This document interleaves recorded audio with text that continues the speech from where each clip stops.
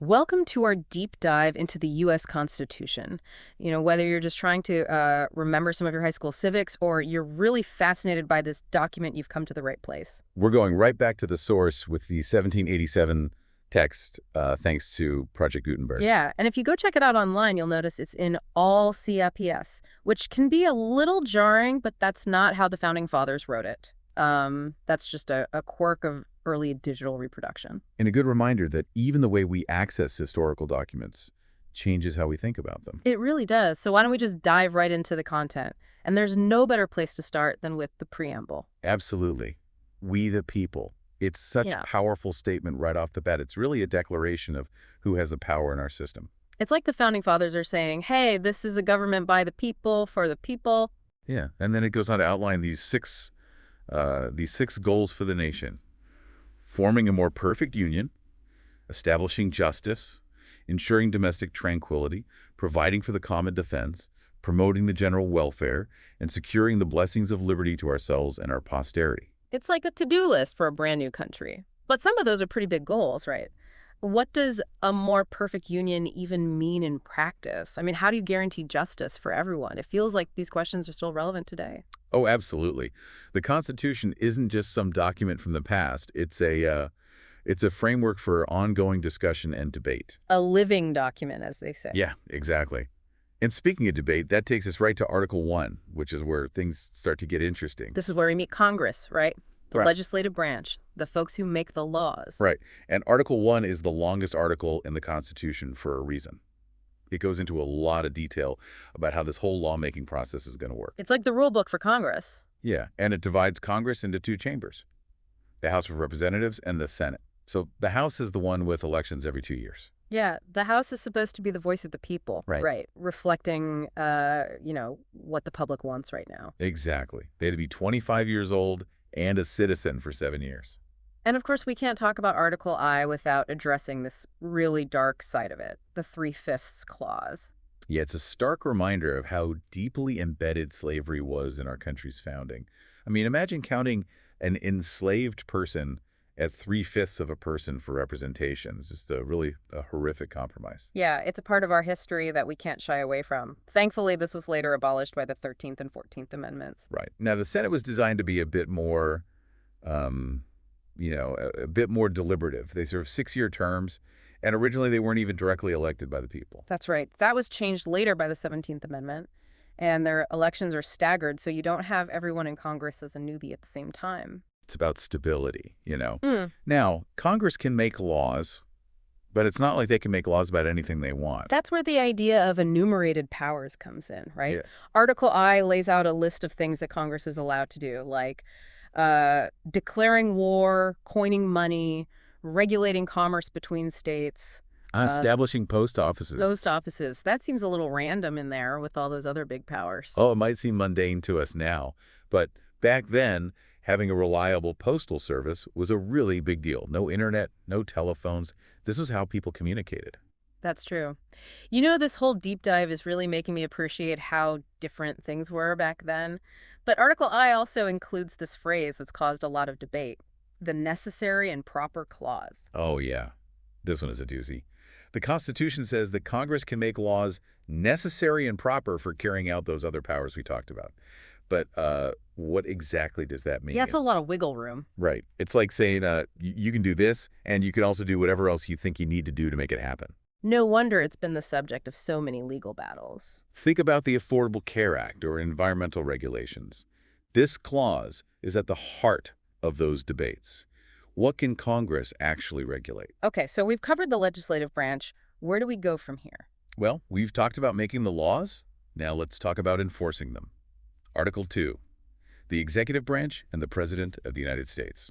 All right, things are about to get presidential. Okay, so Article 2, the executive branch, this is where we meet the president. What are some of the things that stand out to you about this article? Well, it establishes the presidency, of course, Mm. sets a 4-year term, and originally there was no limit on re-elections. Can you imagine? Wow, that's pretty wild to think about. A president serving for decades. It's a good thing it was changed later by the 22nd Amendment. Yeah, presidents are limited to 2 terms now.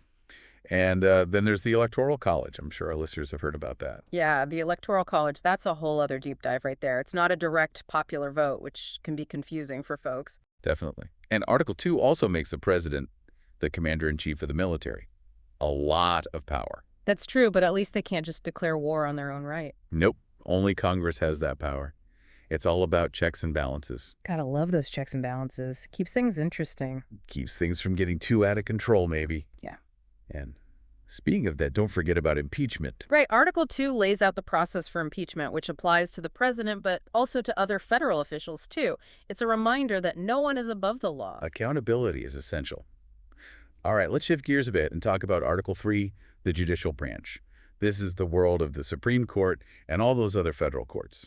This one always seems a bit more, mysterious, I guess. What are some of the key things we need to know here? Well, Article 3 sets up the Supreme Court as the highest court in the land, and it gives Congress the power to create lower federal courts. Okay, so it's creating this whole structure for how federal courts work. But what makes federal courts so special? Why can't just any old court decide on any case? It's about jurisdiction, which basically means which courts have the authority to hear certain types of cases. Article 3 outlines what kinds of cases the federal courts can handle. You don't want a small claims court deciding on a major constitutional issue. Right. Makes sense. So each court has its own lane, so to speak. Exactly. And one thing that's really unique about federal judges is that they have lifetime appointments as long as they exhibit good behavior. Wow, that's a long time. It really emphasizes how independent the judiciary is supposed to be. Right. The founders didn't want judges to be swayed by politics. They wanted them to focus on interpreting the law. Okay, so we've done the legislative branch, the executive branch, and now the judicial branch. The big three. We're on a roll, but there are still 4 more articles to go. You got it. Articles 4, V, 6, and 7. They might not get as much attention as the first 3, but they're still important. So let's tackle Article 4. This one seems to be all about how states interact with each other. Yeah, it's like setting the ground rules for how states get along. It says that states have to give full faith and credit to each other's laws and court decisions. It prevents things from getting too chaotic. Okay, we don't want every state making up its own rules and ignoring what other states are doing. Exactly. Article 4 also talks about things like extradition. If someone commits a crime in one state and flees to another, it's all about states working together. Cooperation is key. Now, Article V is a big one because it's all about how to amend the Constitution. The amendment process. This is how the Constitution has been able to adapt over time. It's not set in stone. Yeah, the founders were pretty smart to build in a system for making changes. It's like having an operating system on your computer that can be updated. Great analogy. Yeah. Without it, the Constitution would be, pretty outdated. And it's not easy to amend the Constitution. You need a supermajority in Congress, and then 3/4 of the states have to ratify it. So it's not a light decision. You really have to build consensus. It's not like changing a light bulb. Definitely not. And we've seen some really major amendments over the years, like abolishing slavery and giving women the right to vote. Amazing how the Constitution has evolved alongside society. Okay, let's talk Article 6. This one is a bit more technical, but it's about the Supremacy Clause. Basically, it says that federal law trumps state law when there's a conflict. So if there's ever a disagreement, the Constitution is like the final word. That's the idea. It helps maintain a balance of power between the federal government and the states. Checks and balances again. It's everywhere. And finally, Article 7. This one's about the ratification of the Constitution itself. It required 9 out of 13 states to approve it. I can only imagine how tense those debates must have been. It was a close call, but ultimately it was ratified, setting the stage for our government as we know it. But the story doesn't end there. Right. We still have to talk about the Bill of Rights, those first 10 amendments that protect our basic freedoms. Freedom of speech, freedom of religion, the right to bear arms. These are the things that make America, well, America. Okay, I'm ready for the Bill of Rights. Let's break down these amendments and see how they've shaped our understanding of freedom. All right, so the Bill of Rights. These first 10 amendments to the Constitution, it's like the ultimate list of freedoms, right? It's amazing how these rights that were conceived centuries ago are still so relevant to our lives today. Freedom of speech, religion, the right to bear arms, they're all in there. It's like the founders had a crystal ball or something. They just knew what issues we'd be grappling with all these years later. It really shows you the power of these ideas, and the Bill of Rights is a constant reminder that we need to find that balance between individual liberty and the needs of a functioning society. It's a tricky balance. No kidding. So let's start with the First Amendment. This one seems to be in the news a lot. For good reason. It protects some of our most fundamental freedoms. Freedom of religion, freedom of speech, freedom of the press, the right to assemble, and the right to petition the government. All in one amendment. That's a lot to unpack. And there's always this question of limits, right? Like, how far does freedom of speech go? When does freedom of religion bump up against other rights? These debates never seem to go away. And that's the beauty of it, I think.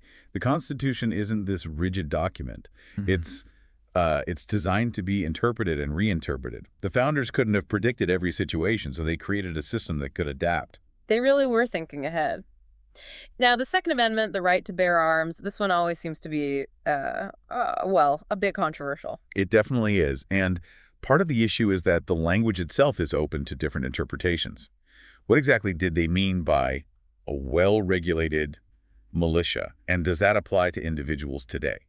Yeah, the wording is kind of tricky. No wonder people have such strong opinions about it. It's definitely a reminder that we need to be able to have civil conversations, even when we disagree, especially when we disagree. Well said.